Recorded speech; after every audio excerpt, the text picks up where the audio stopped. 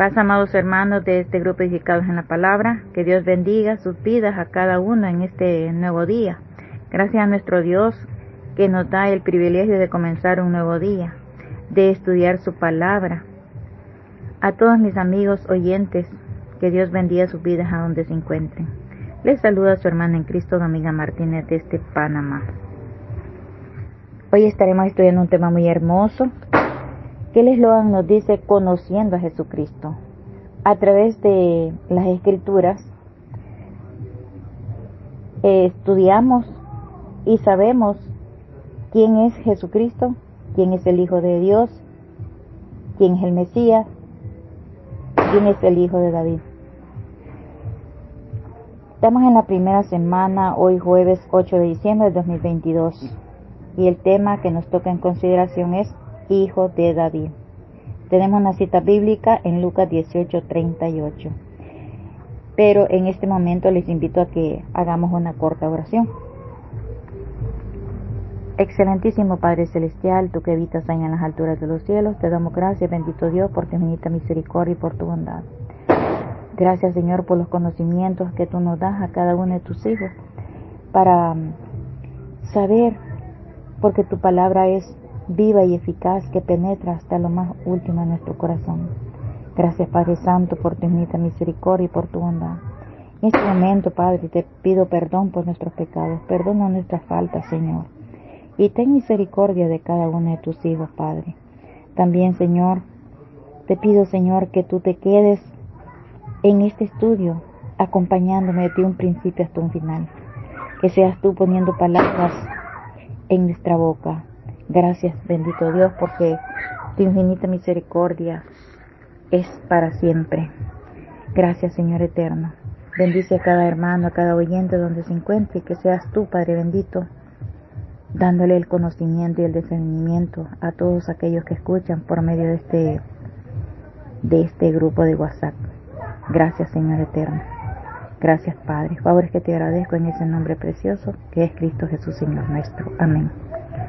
Mis amados hermanos, les invito a que podemos darle lectura a Lucas capítulo 18, verso 38, que nos dice así: Entonces dio voces diciendo: Jesús, Hijo de David, ten misericordia de mí. Descripción del tema. El hombre escuchó que Jesús pasaba y estaba desesperado por llamar la atención de Jesús.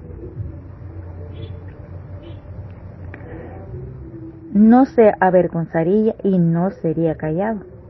Sabía que Jesús era el Hijo de David, el Mesías, y seguía gritando por su misericordia. Hay una diferencia en las antiguas palabras griegas que se usan para describir la acción del ciego en Lucas 18:38 y 18:39, y muestran la gran desesperación del ciego. Él no creía que Dios le debía algo. Él quería misericordia.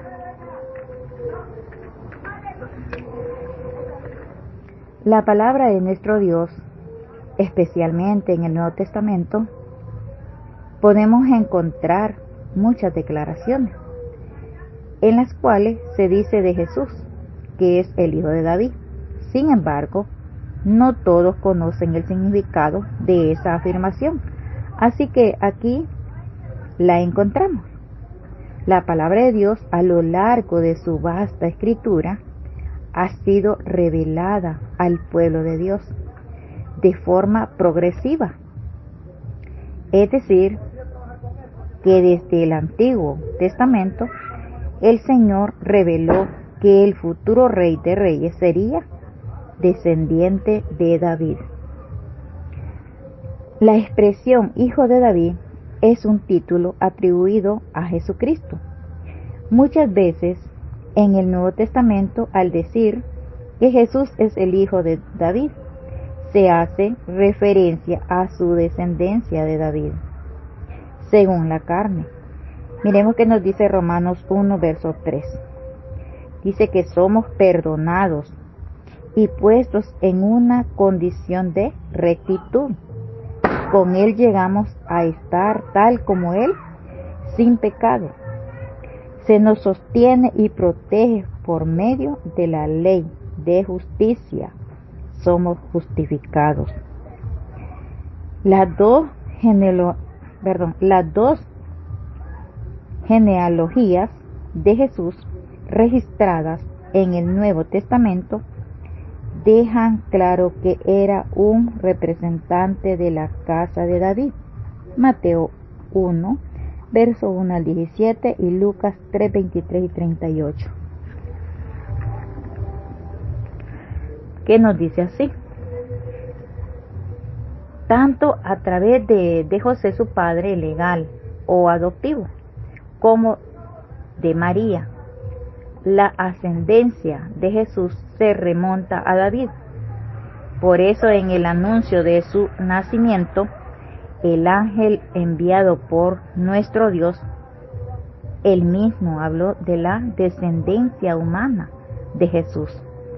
El ángel declaró que Jesús recibiría el trono de David, su padre, en que su reino no tendría fin. Lucas capítulo 2, 32 y 33 lo confirman.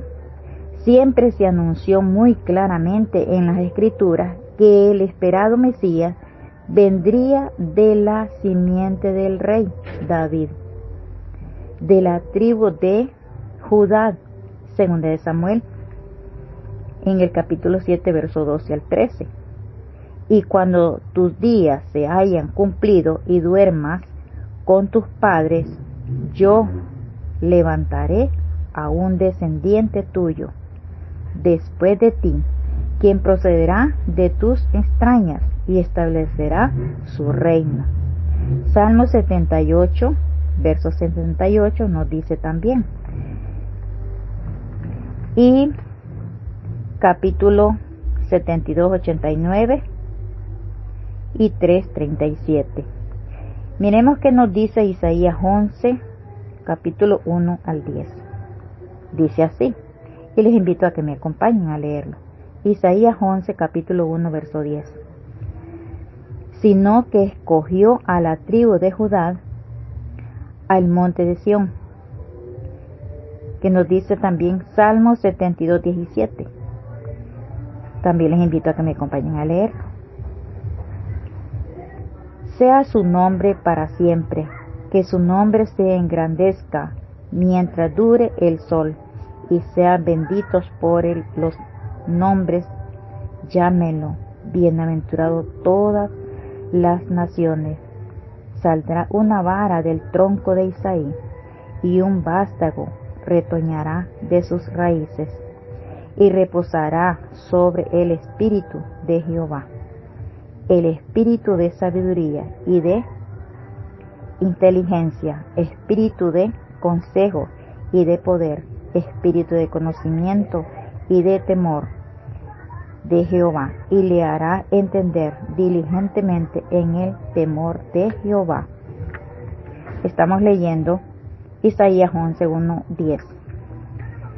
No juzgará según la vista de sus ojos, ni arguirá por lo que oigan sus oídos, sino que juzgará con justicia a los pobres, y arguirá con equidad por los mansos de la tierra, e herirá la tierra con la vara de su boca, y con el espíritu de sus labios matará al impío, y será la justicia cinto de sus lomos, y la fidelidad ceñidor de su cintura. Morará el lobo con el cordero, y el leopardo, con el cabrito se acostará el becerro, con el león y la bestia doméstica andarán juntos, y un niño los pastoreará. La vaca y la osa pasearán sus crías, se echarán juntas, y el león como el buen y comerá paja, y el niño de pecho jugará sobre la cueva de las vid. Y el recién destetado extenderá su mano sobre la caverna de la víbora. No harán mal ni dañarán en todo mi santo monte, porque la tierra será llena del conocimiento de Jehová, como las aguas cubren el mar. Acontecerá en aquel tiempo que la raíz de Isaí, la cual estará puesta por perdón a los pueblos, será buscada por las gentes. Sí, y su habitación será gloriosa. Qué bella profecía del Mesías, el hijo de David.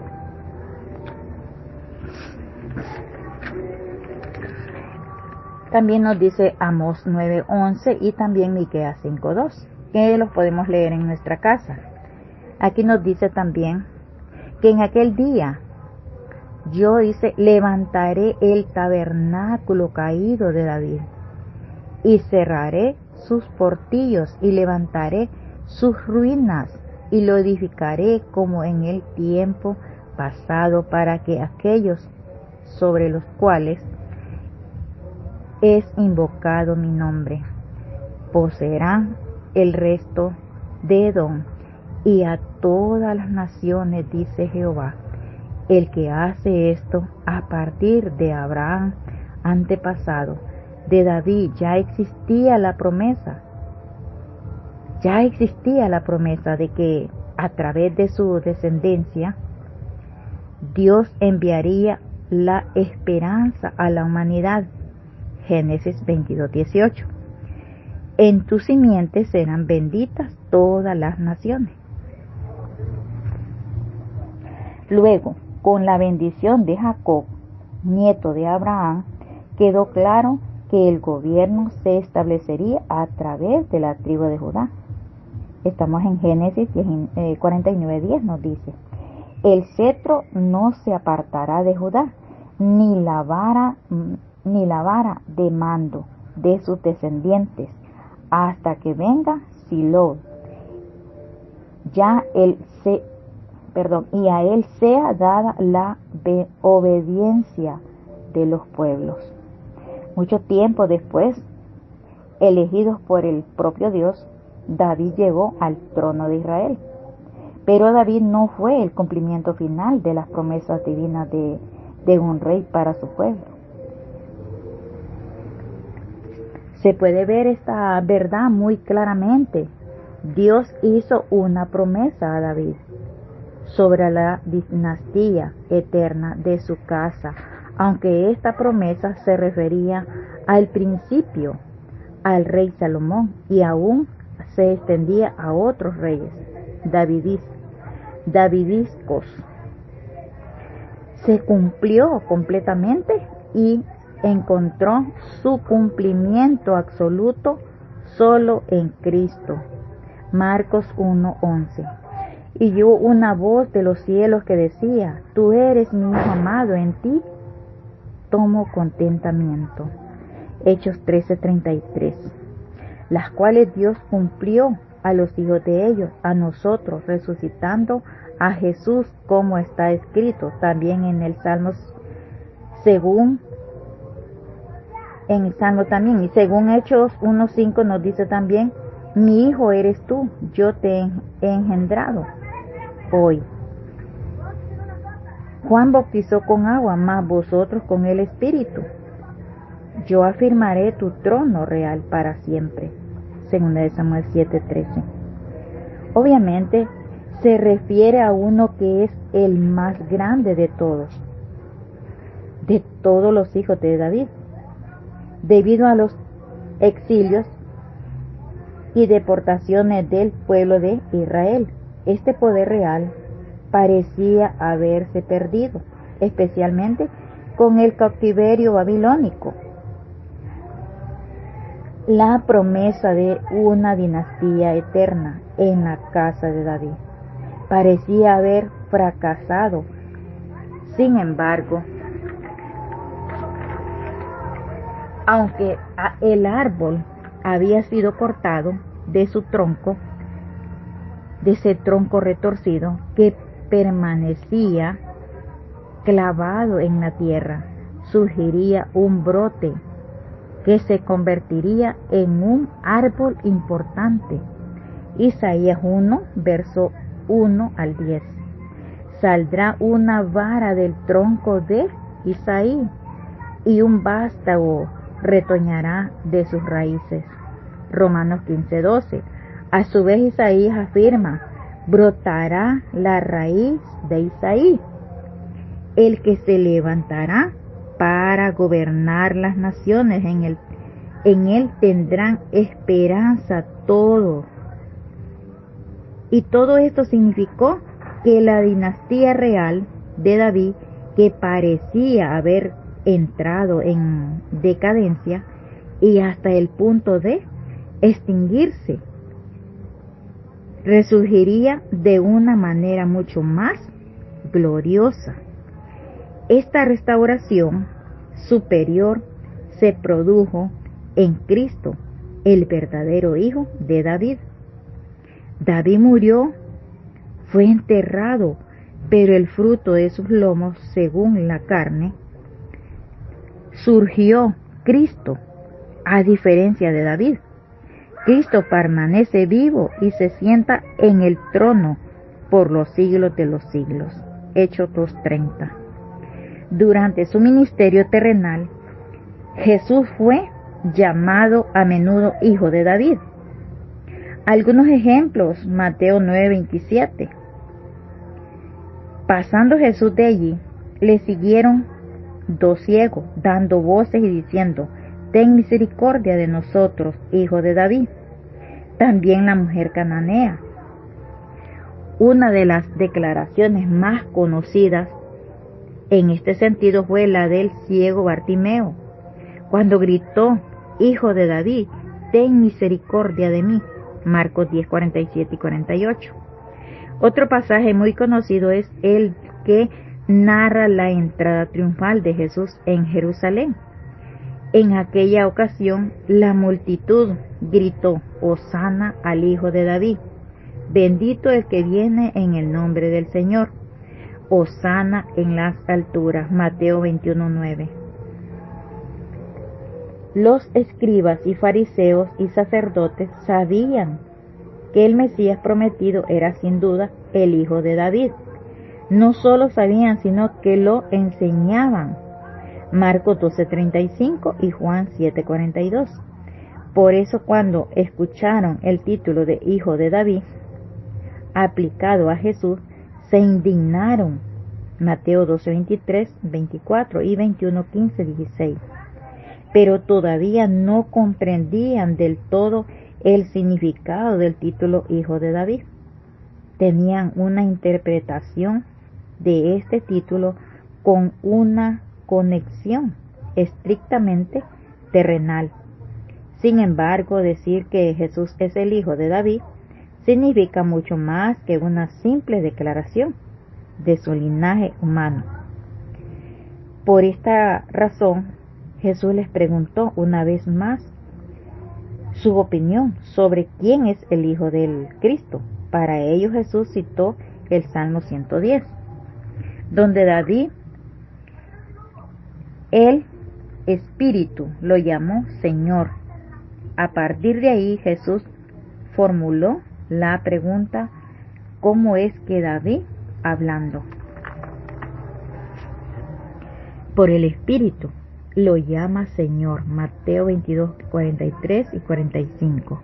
Como esta pregunta, Jesús estaba diciendo que el título de Hijo de David no indicaba simplemente una mera descendencia terrenal.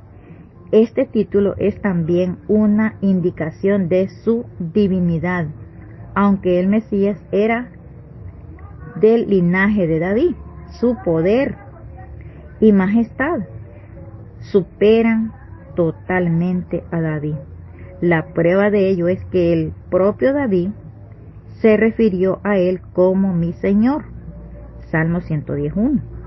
La respuesta a esto es que Cristo no solo es el Hijo de David, sino el Hijo de Dios.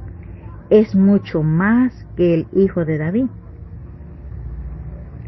En el sentido estricto de su descendencia, como algunos pensaban, también es la raíz de David, la rama de la casa de Jesé. Apocalipsis 5:5 nos dice, y el 22:16, y uno de los ancianos me dijo, no llores, he aquí el león de la tribu de Judá, la raíz de David, ha vencido para abrir el libro y desatar sus sellos. Por tanto, Jesús es tanto hijo de David como señor de David. Es plenamente hombre como es plenamente Dios. El verso 17 nos dice, en el Nuevo Testamento describen a Jesús como el hijo de David, pero surge la pregunta, ¿cómo podría ser Jesús el hijo de David? Si David vivió aproximadamente 1000 años antes que Jesús. La respuesta a esta pregunta es que Cristo, el Mesías, era el cumplimiento de la profecía de la simiente de David, según nos dice 2 Samuel 7, 12 al 16. Jesús era el Mesías prometido, lo que significa que él era de la simiente de David. Mateo 1 expone la prueba genealógica de que Jesús en su humanidad era un descendiente directo de David a través de José, su padre adoptivo. La genealogía en el capítulo 3 de Lucas proporciona el linaje de Jesús a través de su madre, María. Jesús es el descendiente de David por adopción y por sangre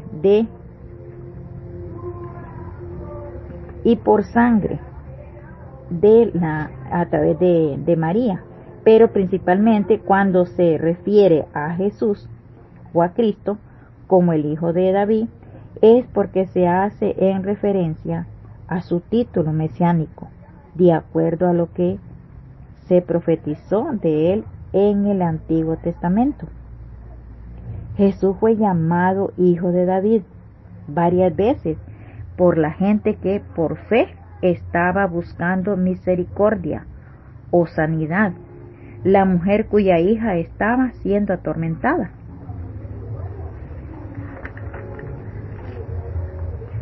Estaba siendo atormentada por un demonio, Mateo 15:22. Los 2 hombres ciegos de junto al camino, Mateo 20:30, y Bartimeo el ciego, Marcos 10:47. Todos clamaban al Hijo de David en busca de ayuda. Los títulos de honor que le daban a Jesús declaraban su fe en él. Al llamarle Señor, expresaban el sentido de su deidad, dominio y poder. Y al llamarlo Hijo de David, ellos estaban declarando que él era el Mesías. Ahora bien, los fariseos también entendían lo que significaba cuando escuchaban a la gente llamar Hijo de David a Jesús, pero a diferencia de aquellos que lo proclamaban en fe, ellos estaban tan cegados por su propio orgullo y falta de entendimiento de las Escrituras, que no pudieron ver lo que los mendigos ciegos pudieron ver, que ahí estaba el Mesías, por el que supuestamente ellos habían estado esperando toda su vida. Ellos odiaban a Jesús porque él no les rendía el honor que ellos pensaban que merecían.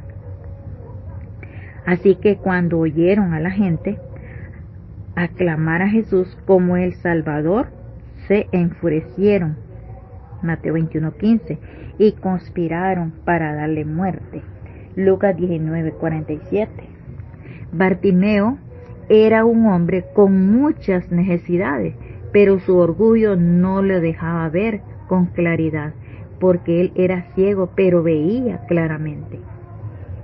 Sí, con los ojos del alma supo ver lo que podía significar el paso de Jesús en su vida, y gracias a esta claridad pudo reaccionar como nos cuenta en este pasaje de Marcos 10:46 al 52. Este ciego llamado Bartimeo se hallaba sentado pidiendo limosna cuando pasó Jesús con sus discípulos, y mucha gente entonces comenzó a gritar: Jesús, hijo de David, ten compasión de mí. Solicita misericordia a aquel que es misericordioso. Sabe que si Jesús pone su mirada en él, verá su miseria, su necesidad, y se compadecerá de él, que no es sentir lástima, sino hacer propio los sufrimientos ajenos. Tiene toda su fe y su esperanza puesta en él, y no quedará defraudado. Muchos lo reprendían para que se callara, pero él seguía gritando todavía más fuerte. Marcos 10:48. Quizás algunos despreciaban a este hombre. Recordemos que se pensaba que la enfermedad era causada por el pecado, así que quien padecía una discapacidad era tachado de pecador, y no lo creían digno de dirigirse al maestro. O quizás les molestaba sus gritos. El caso es que pretendieron callarlo, pero él no deja de callarse. Él sigue gritando para llamar la atención de Jesús. Hoy en día también hay unos que desprecian y quieren callar al que demuestra públicamente su fe. Guárdate tus creencias, y lo tratan de loco, como dice el apóstol Pablo, y tratan de ridiculizar al que predica el evangelio, y a otros les incomoda escuchar. Les es molesto lo que enseña un siervo de Dios y quieren callarlo. El ciego Bartimeo no deja una enseñanza: aprender a no quedarse callado. Hay que aprender del ciego a no dejarse silenciar. Jesús se detuvo y pidió que llamaran al ciego. Obedecieron diciéndole: ánimo, levántate, porque él te llama. Marcos 10:49. Tan animadoras palabras contrastan con los ya cállate que le acaban de indignar. Tal vez las dijeron otros o los mismos. Se arrepintieron de haber querido silenciarlo al ver que el propio Jesús lo consideraba digno de su atención. En todo caso, le hacen una invitación que sigue vigente para nosotros, que a veces nos dejamos caer en el pesimismo, en la desesperanza ante situaciones que nos agobian y parecen imposibles de resolverse. Ánimo, levántate, Él te llama a recuperar la paz. Le llama a aprovechar su gracia para sobreponerse a sus miserias. Ánimo, levántate. El ciego de un salto se puso de pie y se acercó a Jesús. Su respuesta no solo es inmediata, sino entusiasta. Se levanta de un brinco en toda su fuerza que le da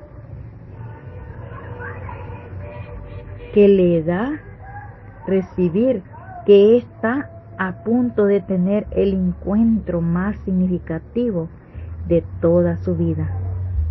No duda, no pone pretextos como algunos que ponen pretextos para no recibir una invitación a seguir a Jesús. El ciego no quiere perder el tiempo ni un minuto.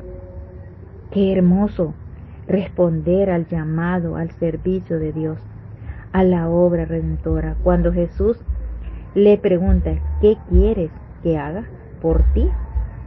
Y también cabe pensar que deseaba el ciego, cuando muchos son llamados a un cargo y se arrepienten y empiezan a pensar, mejor estaba como antes, como el ciego, mendigando, pidiendo ayuda, limosna. Y Jesús cura al ciego, y ya el ciego sano se ponga a reclamar, mejor estaba antes, así como los israelitas en el desierto, que se acordaron de los manjares de Egipto, deseando regresar. El ciego podía pensar, y ahora tengo que trabajar y pensar que era mejor la vida de antes. La pregunta del Señor invita al ciego y a cada uno de nosotros a plantearse, ¿qué quiero que haga por mí? ¿Realmente quiero salir de esta situación? ¿Realmente quiero que me sane ese odio, ese rencor por los demás? ¿No estamos muy a gusto con el odio, echándole la culpa a los demás por mis defectos? La verdad, queremos superar nuestros defectos, este mal hábito, ese pecado que no nos deja ver con claridad los propósitos de nuestro Dios. El ciego le pide a Jesús que le dé su vista, y estas palabras pronunciadas por quien no tenía la vista de los ojos, pero de su alma sí, y nos anima a quienes quizás estamos en el caso opuesto, a pedir lo mismo, pero en el sentido espiritual, que pueda ver, Maestro, tu presencia amorosa en mi vida, que pueda ver en los demás, no a enemigos o a los enemigos, sino a hermanos, que podamos ver al Maestro por donde quiera que caminemos, bajo su guianza. Marcos nos dice que Jesús le dijo al ciego, vete, tu fe te ha salvado, y el ciego recuperó la vista, pero no se fue, sino que siguió a Jesús por el camino.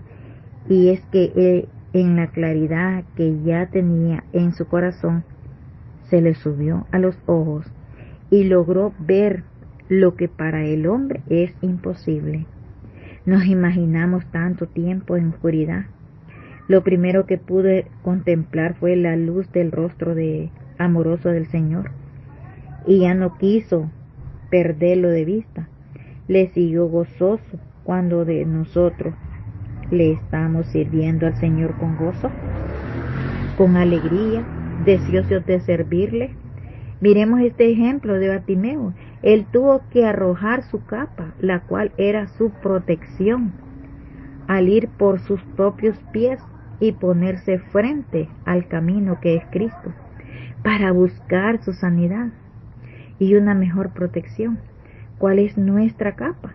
Son nuestros pensamientos absolutos, nuestros recuerdos, las decisiones, las heridas, el amor al dinero, los rencores contra el hermano, nuestra angustia, nuestras enfermedades, la soledad que nos invade, nuestros planes, nuestros miedos o la incredulidad, junto a quien está para protección, o junto al hombre, dinero, fuerza humana, gobierno de turno, sea la capa que sea que le haya arrojado, junto a quien has estado arrojándola.